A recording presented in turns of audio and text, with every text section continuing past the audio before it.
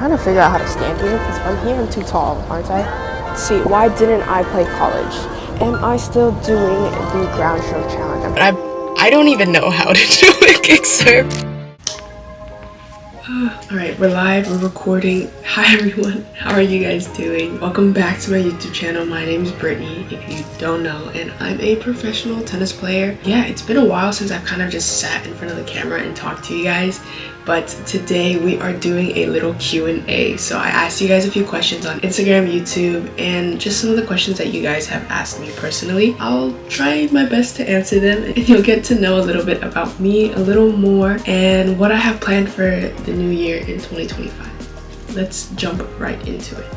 How old are you? So I'm currently 20 years old. My birthday's at the end of February, so I'll be turning 21 in a few months. Alright, let's just dive into the tennis questions since a lot of you guys are curious about my insight. So how long have I been playing tennis? I've been playing tennis since the age of 4, so I'm currently 20, so that's about 16 years, but I did stop playing tennis for about 2 years. I quit because I was just like, there's too much running and I don't know if I want to put this much effort into a sport. Long story short, my brother went to Spain to train a bit and I was like, I want to go to Spain because I want to learn Spanish. My parents were like, if you really want to go to Spain, you have to put a lot of time and effort into tennis and get good so that it's worth it.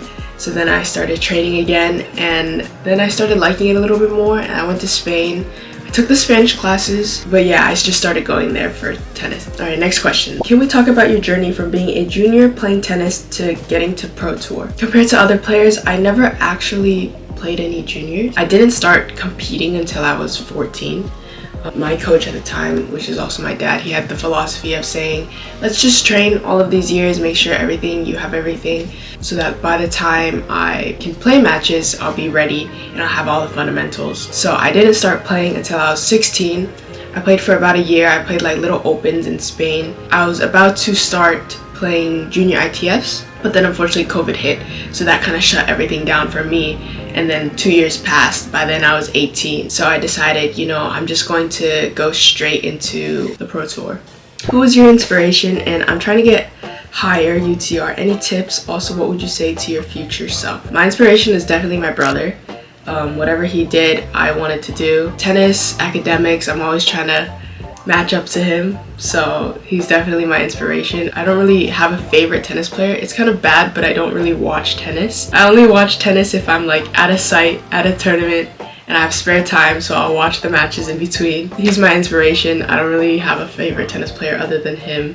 Maybe like the big three, you can't go wrong with the big three. To be honest, my UTR is also not that high, and just because I don't play that many local tournaments in the US. When you go out of the US, I would say a lot of players are underrated, but to get a higher UTR, I would say, train a lot, play a lot of tournaments, and you basically just have to win a lot more. So just dedicate the time to putting it into practice and improving day by day. What would I say to my future self?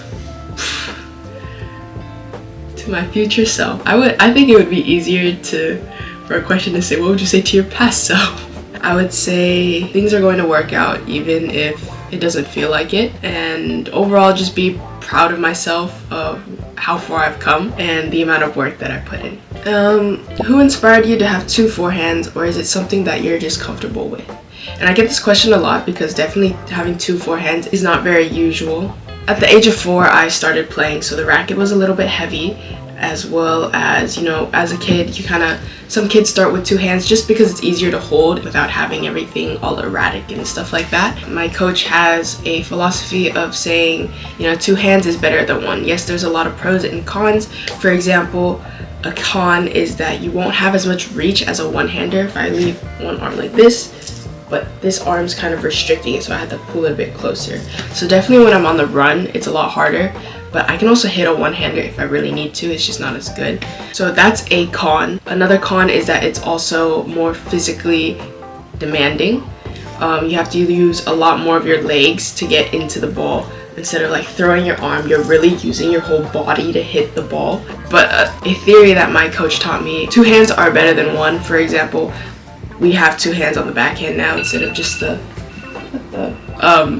we have 2 hands on the backhand instead of you know, just one hand, so we evolved into two hands of that. So not only do we have more control with two hands, but we also can add more power. Yeah, there was a point in time where I debated of becoming a one-hander. I've just played two hands my whole life, and I'm at a point where I'm comfortable with it and I see a lot of benefits to it. Because of that, I don't feel like I'm going to switch anytime soon. It's just something I'm comfortable with as a player. Yeah, that answers that question. And since I've answered a few questions already in this room, and this background might be a little bit mundane, so let's go somewhere else, maybe the car or something, but I'll take you guys somewhere else and answer a few more questions as we go throughout the day.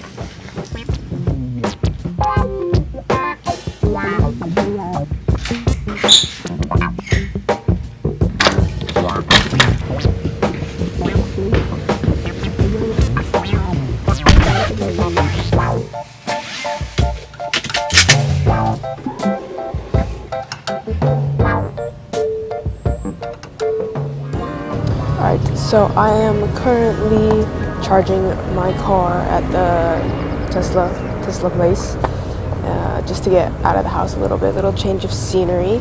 My next question is, am I still doing the ground stroke challenge? I'm trying to figure out how to stand here, because if I'm here I'm too tall, aren't I?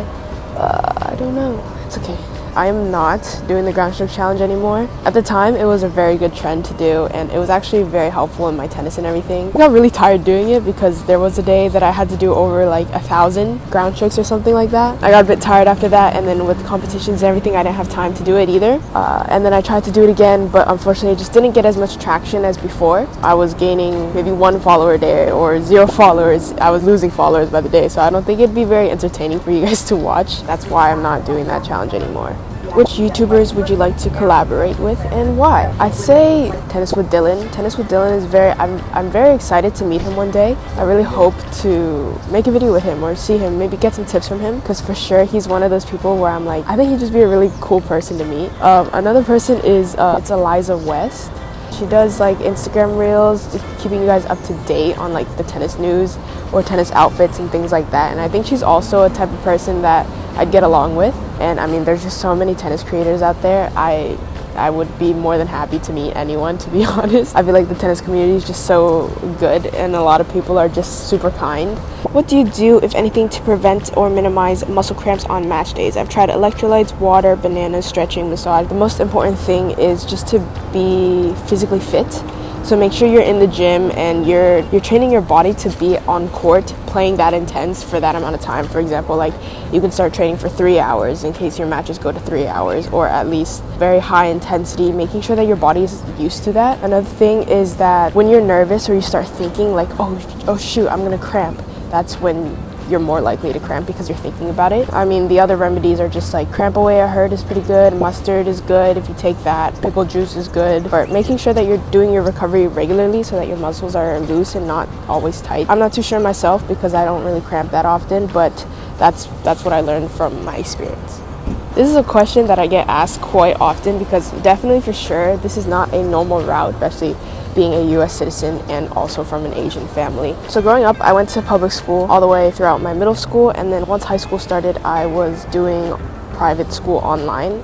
So I started managing my time in my own schedule like that, and I was mainly just focusing on tennis. I had the option to choose that if I wanted to do tennis full-time, I wouldn't have to go to college. And it's not like I wasn't a bad student or anything in school. I actually really enjoyed school. I didn't really have a good grasp of what I wanted to do in life, and I thought if I played tennis, I'll have extra years to figure out what I wanted to do. I didn't want to just go to college and take my GEs or do a major that I wasn't happy with. So I thought with this extra time, I could play tennis, see how it goes for the next few years, and then from there on, decide, if there's something that I find along the way, I can choose to do that in the future and then go back to college and really focus on that. Like, I've just never thought about playing college. I thought with all this work that I've put in, why not just you know, shoot for the stars, go for the dream. Even if it doesn't work out, oh well. I felt like I put so much hard work into tennis, it would be a waste to just go and play college. So that's why I didn't go to college. So next up is, what are my goals for the next year for 2025, whether it be tennis or social media? I think tennis-wise, my first goal, my small goal that I think I can get is get back my WTA ranking. This year I came out guns blazing. You know, I had the goal and ambition to get at least top 700 in WTA, and then I ended up losing my ranking and didn't get it at all. Yeah, I mean, I started the year off great. I was feeling the best I've ever had, the most love for the sport that I've ever had. And then I went to Tunisia. First 8 weeks I passed quali 6 times, and it was really good tennis on my end, I think. And then after that, you know, I was stuck there for another 8 more weeks, and I sort of got burnt out from that, got injured, took a break, and I've been home ever since. And unfortunately, that kind of cut my year short, in my opinion. Yeah, for the next year, I think the small goal is to, you know, get my WTA ranking back. A bigger goal is to get in the top 1,000 of singles, and hopefully, you know, get my name up there. As for social media, trying to get monetized on YouTube and TikTok would be amazing. It'll help a lot with my finances and everything for travel, and just in general, I think it'd be good to build an even bigger community. Fortunately, Instagram, you can't get monetized, you can't get money from that unless you do partnerships. I love talking to you guys, I love community, I saw a person that got nervous. I love talking to you guys. I love communicating with you guys. Look forward to what's going to happen in the next year. I mean, crazy to see how much can change in 1 year and how my life and mindset has completely drifted and deferred. I don't know what I'm talking about anymore. I think that's enough talking in the Tesla parking lot. Really uncomfortable here, so let's go to somewhere else now. Alrighty, a few more questions while I to go grab some lunch with a friend. So while I'm in the car waiting for them, let's answer, let's see, three questions. Here we go. Do you have a coach, or do you and your brother just coach each other?